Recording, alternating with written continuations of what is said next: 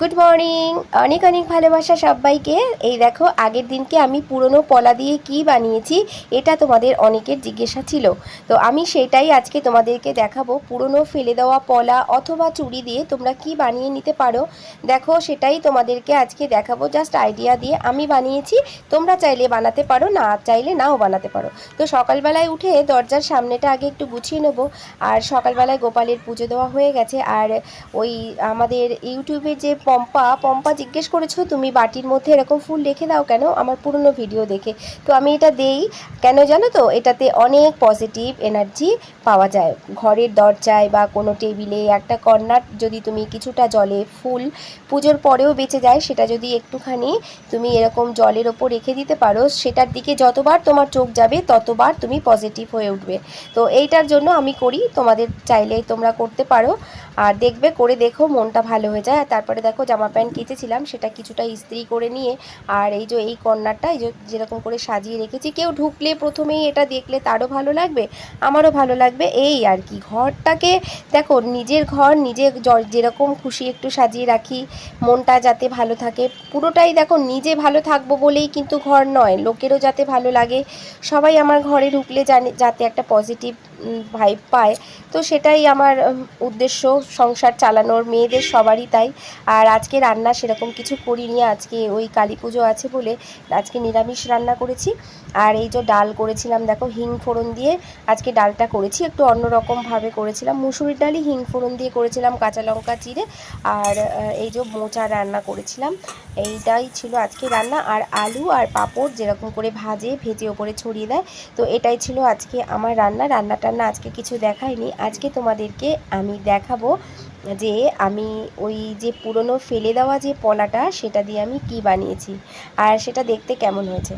তো আমি এরকম করি মাঝে মাঝে। আর এই দেখো কচু শাক কেটেছিলাম, ডাঁটার মতন, তার নিচে কিছুটা কচু ছিল, মানে গোড়ার দিকটায় কিছুটা কচু ছিল, শাকটাও আলাদা করলাম আর কচুটাকে আলাদা করে রেখে দিলাম।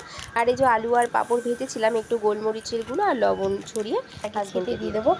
আর মোচা খাবে না বলছিল, আমি বললাম ঘি গরম মশলা দিয়ে করেছি, খেয়ে দেখো না ভালো লাগবে। বললো তাহলে দাও একটুখানি। আর এই যে ওকে এবার দিয়ে নেব, ও খেয়ে ঘুমিয়ে পড়বে, তারপর আমার সমস্ত কাজ শেষ। গোপালকে দুপুরবেলা একবার খেতে দিয়ে আমি ওটা বানাবো। নিজের যে সময়টুকু, সেই সময়টা কাজে লাগিয়ে, নষ্ট যাতে না হয় সেই জন্য এটা করা। ওই দেখো যেখানে যেরকমভাবে আগের দিনকে করেছিলাম সেইভাবেই শুকোতে দেওয়া ছিল, ফ্যানের তলায় হোক বা রোদে হোক। তো শুকে গেছে।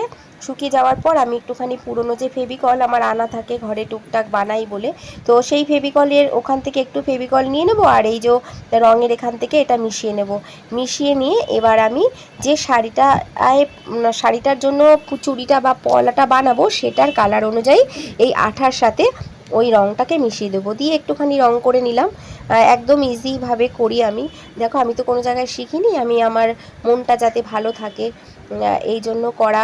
সংসার করতে করতে না একটা সময় এমন আসে দেখবে একঘেয়েমো লাগে, তো সেখান থেকে অনেকটা মানে রেহাই পাওয়া যায়, মনটাকে ফ্রেশ করা যায়। এই ধরনের হাতের কাজ অথবা ঘর সাজানো বা নিজে সাজা, এগুলো যদি করা যায় না, মন কিন্তু সত্যিই ভালো থাকে। আর এই যে দেখো ফুলটাও শুকিয়ে গেছে, তো সেটার উপরেও আমি একটু রং করে নেব। এই যে শাড়িটার কালারে বানাবো, তো সেই শাড়িটার ভেতরে যে ফুলগুলো আছে, আমি চেষ্টা করব 2-3টে কালার মিশিয়ে সেই কালারের পাপড়ির যে ফুলের পাপড়ির যে কালার, সেটা যাতে হয় সেই জন্য। তো এখানে আমি লাল, কালো আর নীল দিয়েছিলাম, দিয়ে এই কালারটা নিয়ে আসার চেষ্টা করেছি। এইটা তো খুব একটা যে ভালো বিশাল দামি কিছু সেটা না, কিন্তু অনেকটাই আনন্দ, যেটা পয়সা দিয়ে বাজারে কিনতে পাওয়া যায় না আমার কাছে, বুঝলে। আমি জানি না তোমাদের হয়তো অনেকের ভালো নাও লাগবে, তো আমি আমার জীবনটাকে এভাবেই কাটাই। আর এই যে দেখো একটা শাড়ির ব্লাউজ, এরকম ধরনের ব্লাউজ না আমার পরতে ভালো লাগে না, জড়ি টড়ি দেওয়া। তো সেটাকে আমি অনেক সময় ফুলদানি টানিতে কাজ করে নিই। এখান থেকে দেখো জড়িটা এত সুন্দর কেটে কেটে আমি চুড়িটার ওপর বসিয়ে দেব। তোমাদের মনে হচ্ছে যে কেমন হবে, এ বাবা কি করছে, কিন্তু করার পর দেখবে অনেকটাই সুন্দর লাগছে। তো এখনও শুকোয়নি, এটা এবার রেখে দেবো। আর যে ওড়নার কাপড়টা রেখেছিলাম, অনেক দিনের পুরনো একটা ওড়নার কাপড় ছিল, সেটা দিয়ে আমি পুরো কেমনভাবে ম্যাচিং করে নিলাম, সেটা দেখো। এই দেখো হয়ে এসছে, এর উপরে একটু ফাইনাল টাচ দিয়ে দিলাম। আর এটা না একটা গ্লসি ভাব এসছিল। আর এই দেখো মাঝখানটা ঠিক মিডিলটায় আমি একটুখানি ফেভিকল দিয়ে দেবো, একটুখানি পেন্সিল দিয়ে বা পুরনো পেন দিয়ে বা আঙুল দিয়েও দিতে পারো, ধুয়ে নেবে, দিয়ে নিয়ে এবার ফুলটাকে বসিয়ে দেবে। তোমরা ফেভিকুইকও দিতে পারো, তোমাদের যেটা ইচ্ছা যদি করো তোমরা। আমি দিয়েছি, মানে করো বলাটাও ভুল, কেননা এইসব মানুষ এখন করতে চায়ও না। তো এক একজন মানুষের জানো তো এক এক রকম ভালো লাগা নিজেরাই আমরা খুঁজে নেই। তো আমার এই সব জিনিসগুলো খুবই ভালো লাগে, নিজের হাতে তৈরি করে ঘর সাজাতে আমার খুব ভালো লাগে, আর নিজে একটা ফ্রেশ ফিল করি। এই দেখো ফাইনালি এটা কিন্তু তৈরি হয়ে গেছে। আর কেমন লাগলো বলো? ভালো লাগছে না? চুড়িটা কেমন লাগছে বলো? আর একটা আছে, সেটা কিন্তু এখনও শুকোয়নি বলে তোমাদের দেখানো হলো না। আর এই যে শাড়িটা আগের দিন তোমরা দেখেছিলে, যারা আমার ব্লগ ফলো করো তারা তো জানো, যারা নতুন ভিজিট করছো, যারা আমার ব্লগ দেখো না, তারা এই দেখো আমার পুরনো ব্লগে যেও আমি কিভাবে এটাকে ক্লে দিয়ে করেছিলাম। 10 টাকা না, আমি তোমাদের সুবিধার জন্য টাইট করে দিয়েছি, তোমরা যদি একটু ঢিলা করে দাও তাহলে এখানে হয়ে যাবে। দেখো আমি বেশি করে গুটিয়ে রেখেছি,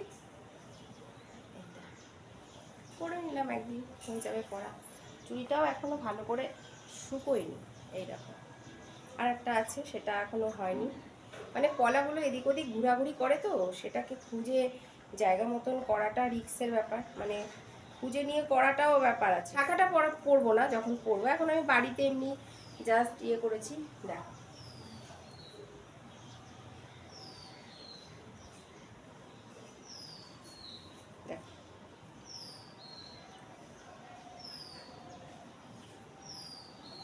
কয় টাকা লেগেছে? 10 টাকা না কত লেগেছে।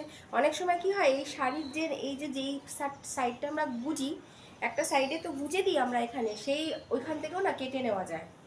ওই যেখানটা নিচে গুজি ওইখান থেকে কেটে কাঁচি দিয়ে সমান করেও করা যায়। তো এইভাবে আইডিয়া করলে মন ভালো থাকে, এই আর কি। তো আজকের ভিডিওটা এতটুকু, অনেক অনেক ভালোবাসা। আমি একটা শর্ট পোস্ট করে তারপরে আবার ভিডিও পোস্ট করব। টাটা সবাইকে, অনেক অনেক ভালোবাসা তোমাদের। এমন হয় দেখবে গয়না হয়তো ছিঁড়ে গেছে, কাছে নেই, তো হাতের কাছে যা থাকে সেটা দিয়েও অনেক সময় বানিয়ে নেওয়া যায়। তো সেটা সেরকমই একটা বানিয়ে নিয়েছি। আর তোমাদের সবার জন্য অনেক অনেক ভালোবাসা রইল। সবাই ভালো থেকো, সাবধানে থেকো।